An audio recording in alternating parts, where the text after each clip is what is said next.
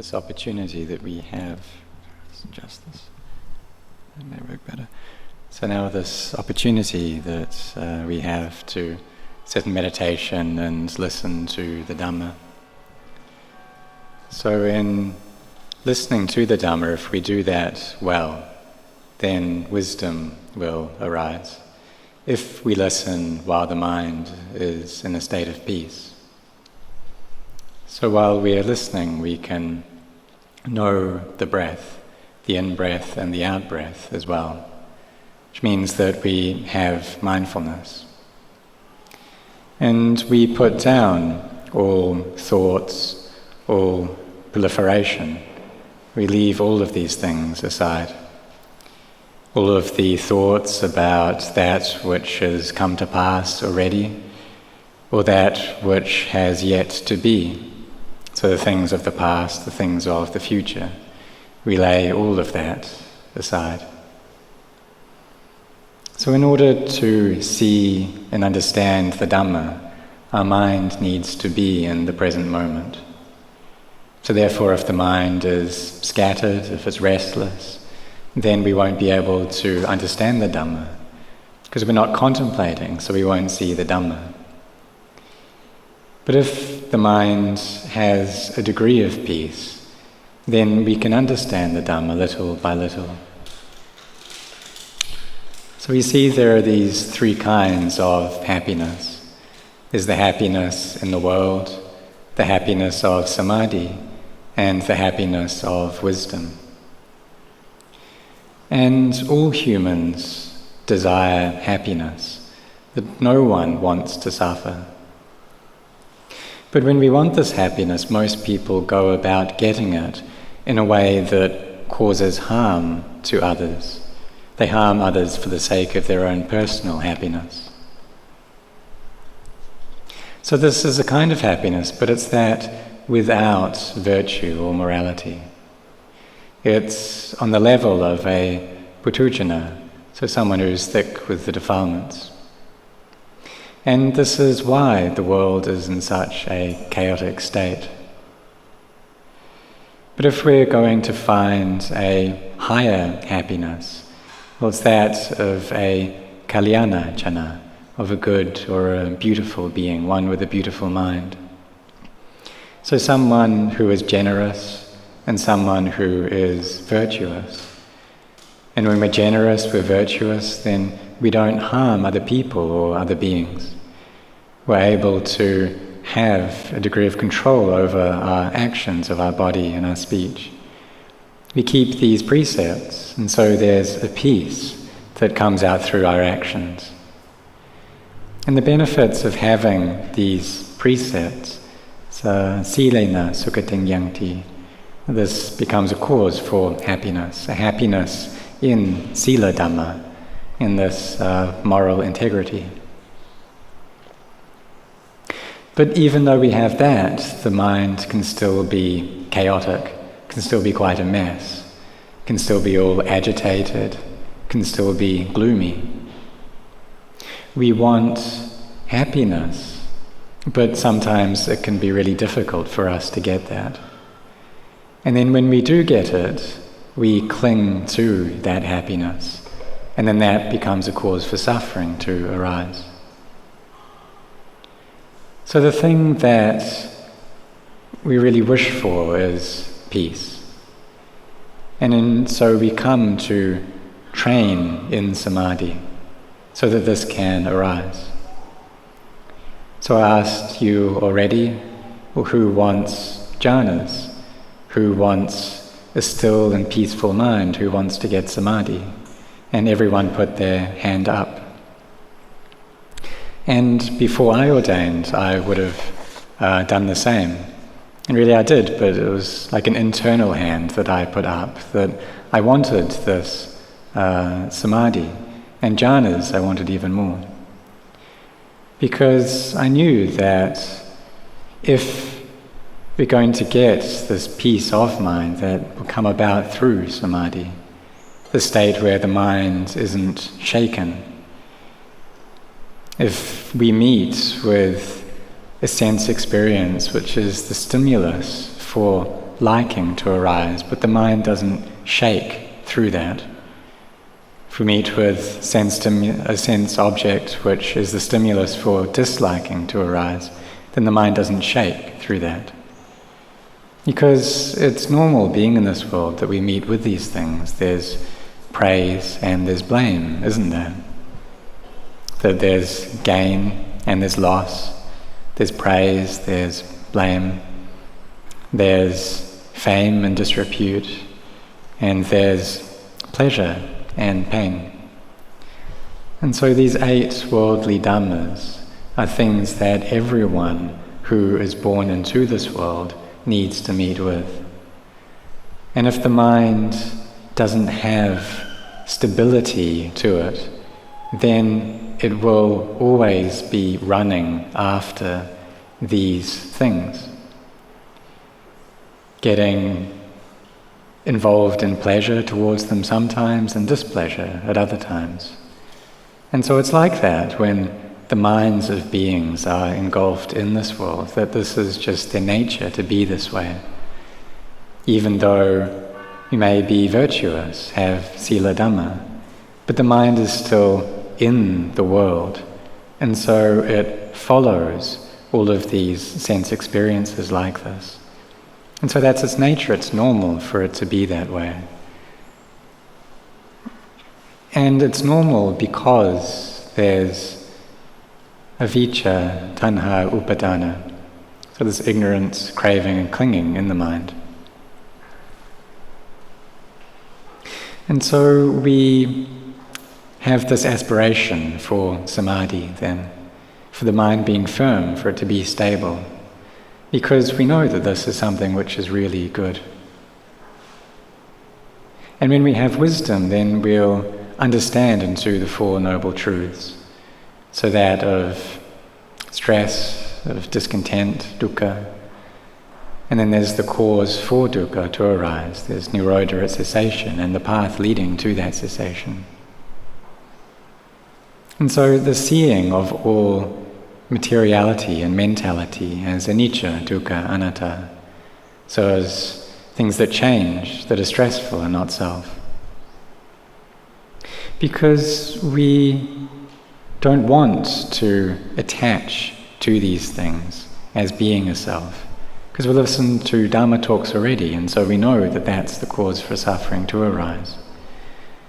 Because if we have the self, if we have me and mine, then that suffering will come up. And so that's how it's been for us. But then and that's all we've known. But then maybe we listen to a monk speak, and they teach us that these things aren't us, they're not me. That physicality, mentality, it's not me, it's not you. But the mind still clings, it still attaches. It still has this self. Even though we know that that's the cause for suffering to arise, even though we don't wish for it to be that way. But when the cause is still there, then suffering, discontent will need to come up. And when that cause disappears, then freedom from suffering arises.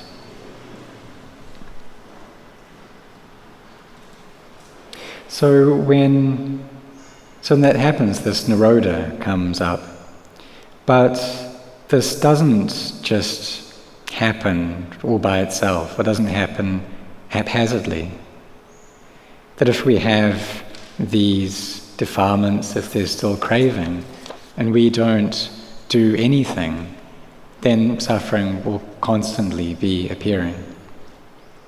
If we just get delighted in this world, the things of this world, then the defilements grow and grow, they don't get less. And it's the nature of defilements to be that way. So when we start seeing the drawbacks of this chaos, of things being a mess like this, then we start asking ourselves, why? Why is my heart such a mess? I want peace, so why is it not peaceful? I don't want for it to be thinking all over the place, so why is it doing that? I don't want for anger to arise. Because everyone knows that this is something that isn't good. We don't want greed, hatred, and delusion. So why are our minds this way? And we take this heart to be us, don't we? That we don't like these things. We want to get rid of at least some of the defilements.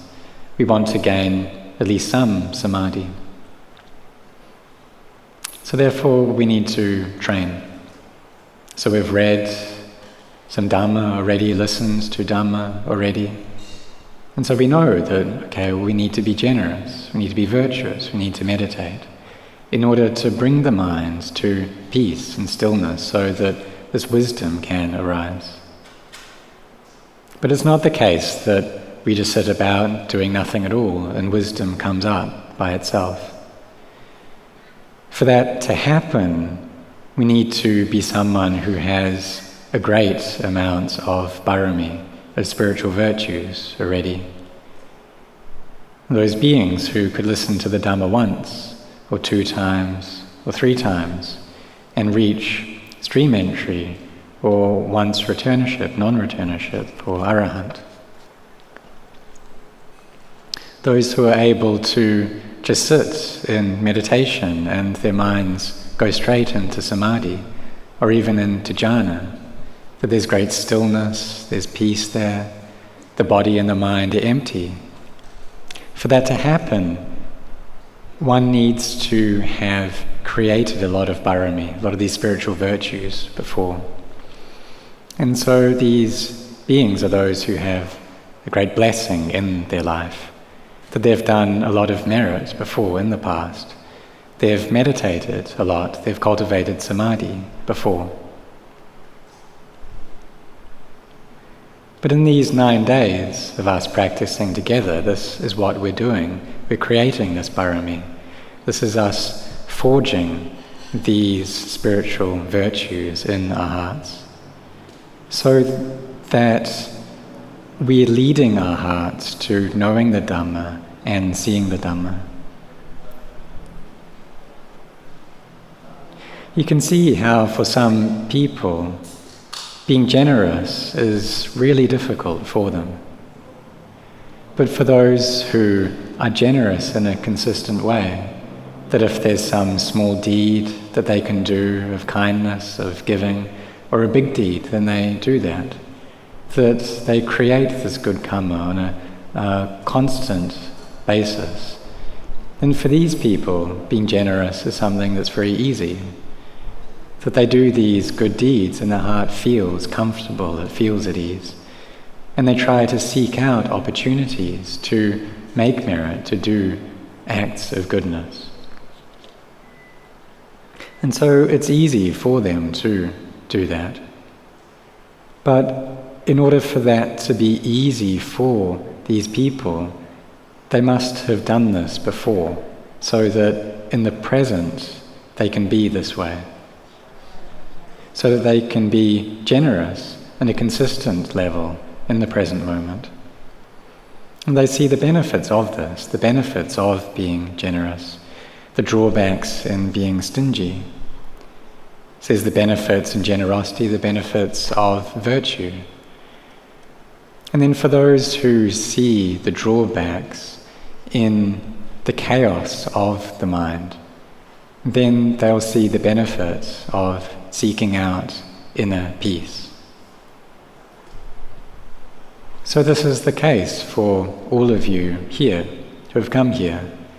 And what this shows is that all of you have created a lot of merit and a lot of bharami, spiritual virtues already, so that you have this intent to come and to practice. There's this wish to know the Dhamma, to see the Dhamma. And some people ask, to do that, to know the Dhamma, see the Dhamma, is it necessary to be in a state of jhana? We can look at the Brahmin, Anya Kondanya, that when he listened to the Dhamma, his mind wasn't in a place of complete stillness, so that he wasn't thinking or contemplating at all. Because if he didn't contemplate while listening to the Dhamma of the Buddha, then he would have just been abiding in that state of happiness of jhana, but he wouldn't have seen the Dhamma. But his mind rather was in a state of samma samadhi. So this right collectedness, it was well established and in an appropriate state to contemplate. So while he was listening, he was contemplating in line with what he was listening to. But that contemplation, it's not restless thinking. Because if it's like that, then wisdom doesn't arise. But rather it is a kind of thinking that's based in mindfulness so that wisdom does come up. And we're able to understand and accept. This wisdom manifests and we're able to know the Dhamma, see the Dhamma. So with all of you listening to this Dhamma now, it was like me before I ordained, when I was a layperson. I was interested in listening to the Dhamma, just like all of you. And my mind was in a really chaotic state as well. But previously I'd sat in meditation some years before, and there was stillness and peace in my mind. But eventually I gave that up and I didn't do it anymore. And then I got involved in this deluded delight in the things of this world, in the sounds and the sights, the tastes, tactile sensations. But eventually I saw the drawbacks of this, the drawbacks of samsara, of a mind which is chaotic. And so I started up training again, started up meditating. And so I was generous, I'd keep the precepts, just like all of you, listen to the Dhamma as well. And then eventually I listened to a talk by Ajahn Chah, and he was talking about liberation and convention, vimutti and sammuti. And this was really incredible, listening to this. Because I had attached to all things, all of these conventional things, all of these things in the world. I really thought that like a Dhamma hall actually was a Dhamma hall. I really thought that there were such things as lay people and monastics, so these were real things. That there was big size and small size, that material things will have different names. That's how I understood it. That a glass really was a glass. That there was big glasses and small glasses. I didn't really understand the nature of conventions. But when I listened to this Dhamma talk, then I did understand into convention and liberation. There was an understanding that arose. And it was like the mind flipped over and really gathered together. And I could see that in truth, these things were not self. The self just wasn't there. And see that they're really just suppositions, conventions. And so through that, then this emptiness came up. And it was really incredible, really amazing, this state. I looked at the material things and the people around me, but I didn't see any people. There was no being, no individual anymore. I didn't see those, but there was just the sight of the Dhamma. So there was a great joy, rapture that came up in the heart for 3 days and 3 nights. And so this is something that's possible to arise. That if we practice, then we can get there. So this can come up for months at a time. It's possible that the mind is really peaceful, it's at ease. But this came from initially practicing and falling over many times and then picking myself up again. When the mind was at peace, then it felt really nice and at ease during those times. When it wasn't peaceful, then it was really difficult. So this fight wasn't easy at all.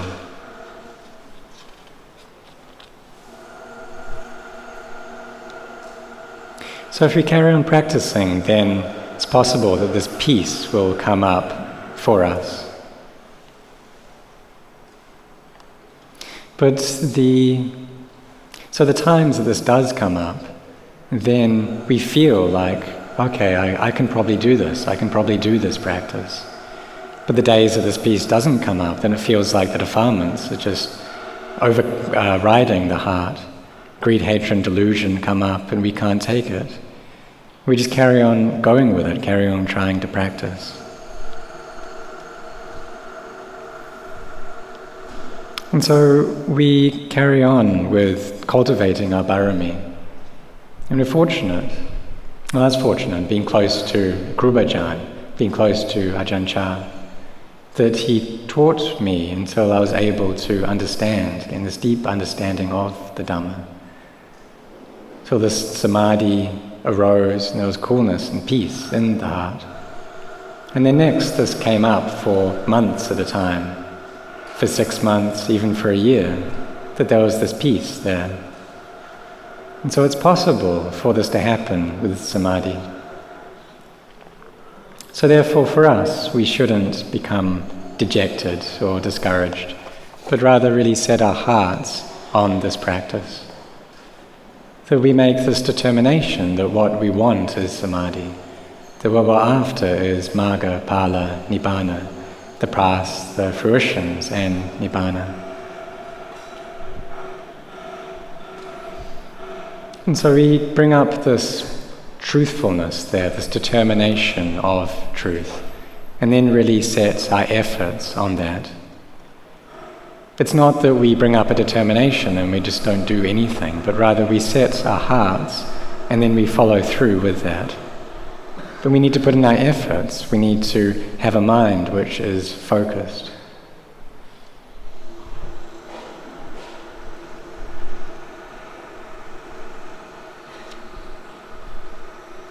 So there are many people who have come, and many of you are quite young.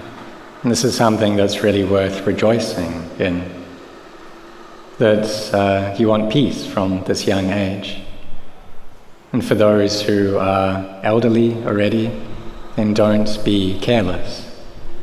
For those in the middle age, you still have a good opportunity to carry on practicing, to really set your hearts on this practice. And before, when I was a layperson, I had a friend who was 60 years old. For myself at that time I was 21. And we both wanted to ordain.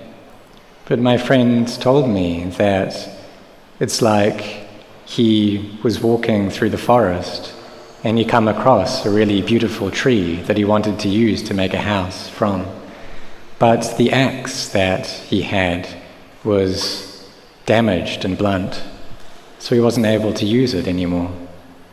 And then his brain had already deteriorated a bit, the samadhi, or the mindfulness and the wisdom wasn't as good due to that old age. So this was quite sad.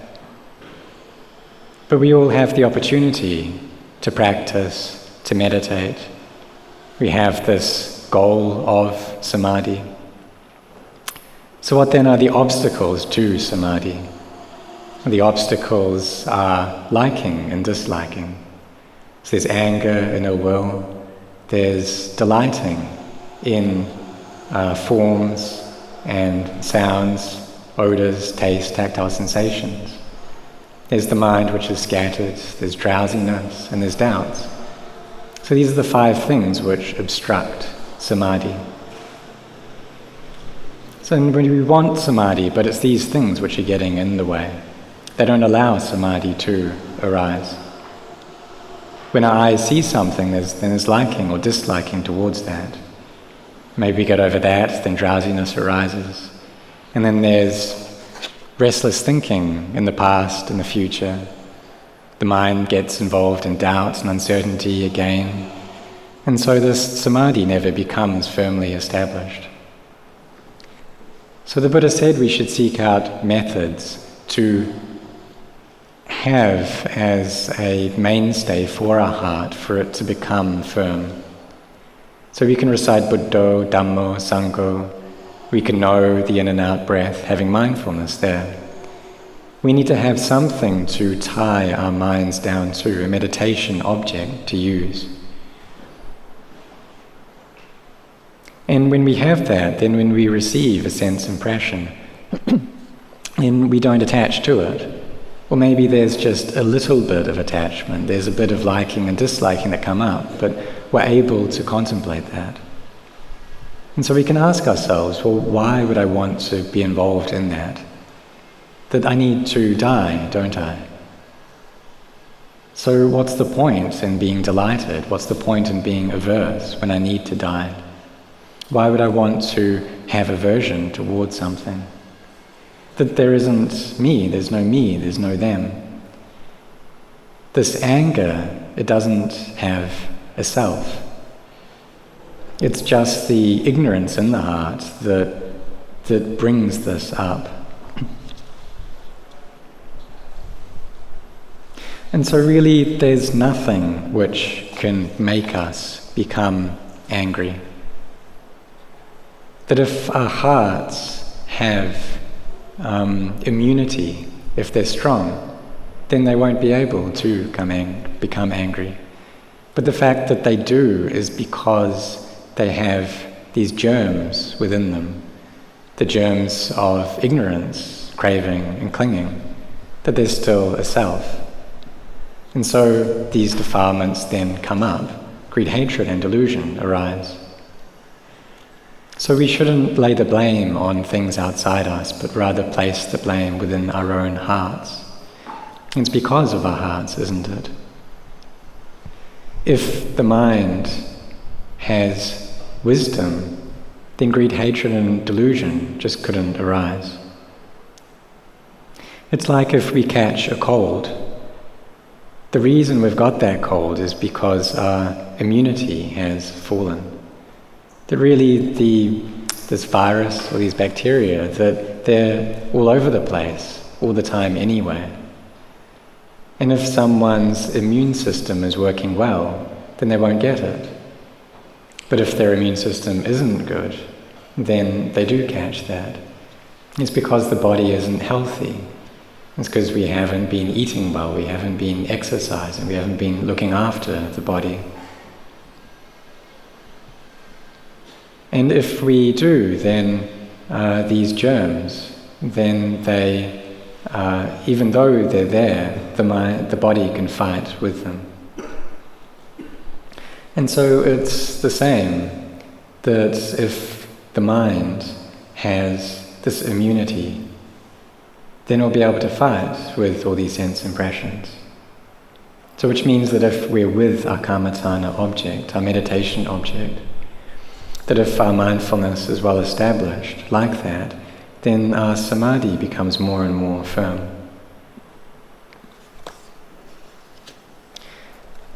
So this is something that we're able to do. It's not above our ability to give rise to samadhi like this, if we just carry on practicing bit by bit.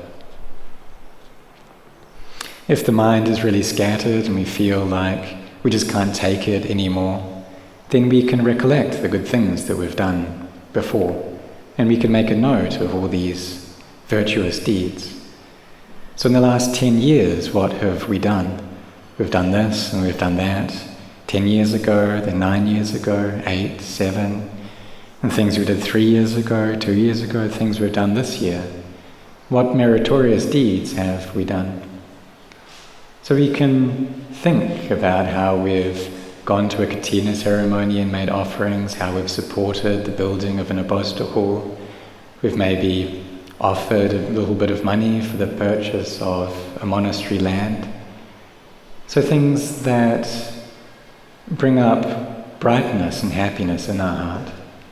And then the scatteredness will reduce due to our recollection of this one object of the merit that we've done.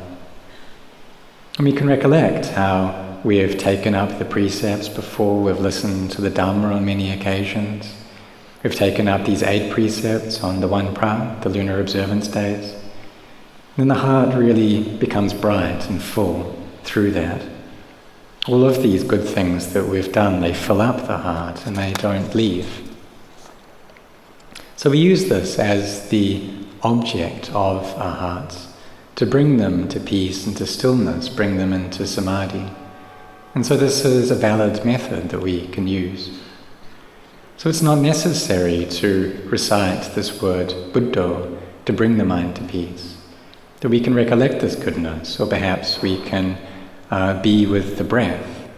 Then as we're with the breath, and the mind also fills up with that joy and that happiness, that this brightness arises as well.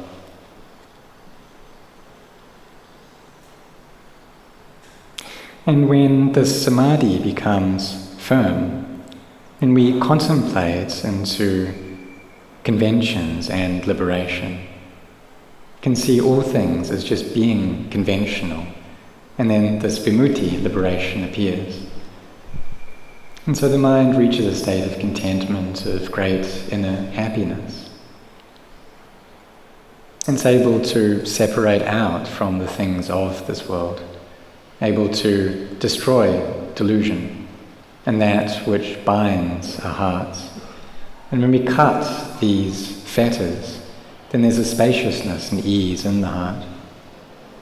But before, we just didn't know what was going on.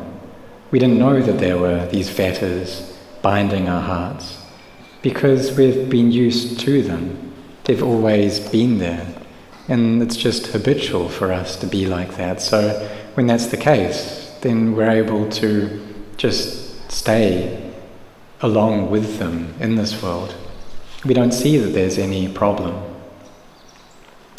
But when they really start putting a squeeze on our heart, when they start binding us really tight, and we don't have any freedom, then that's when a desire for freedom appears.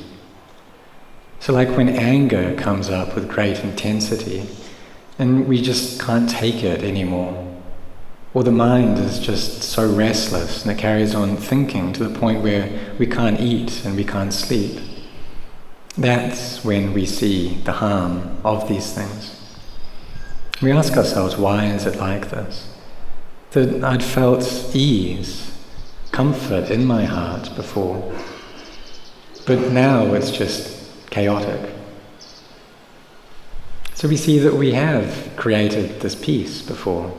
We have been in a state of inner peace, maybe in a previous life, and we're able to recollect that peace that we once had.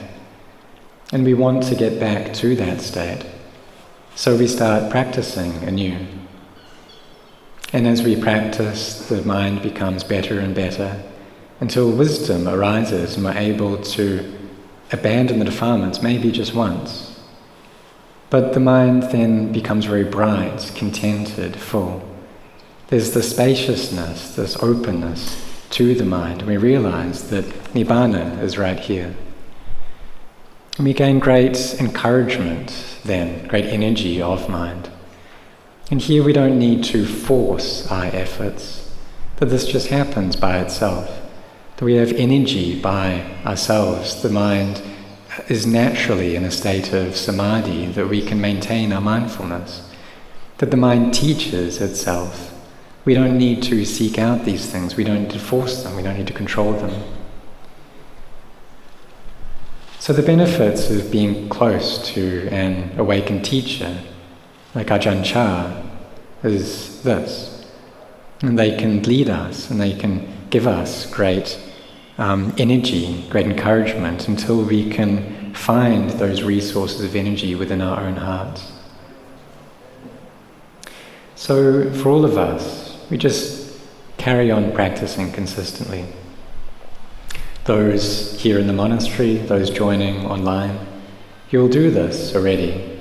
You study the Dhamma consistently, contemplate consistently, carry on going without stopping, putting your efforts without stopping, really trying to abandon all harmful states, giving rise to virtuous, helpful states. And if we do this, then in the end we need to get there.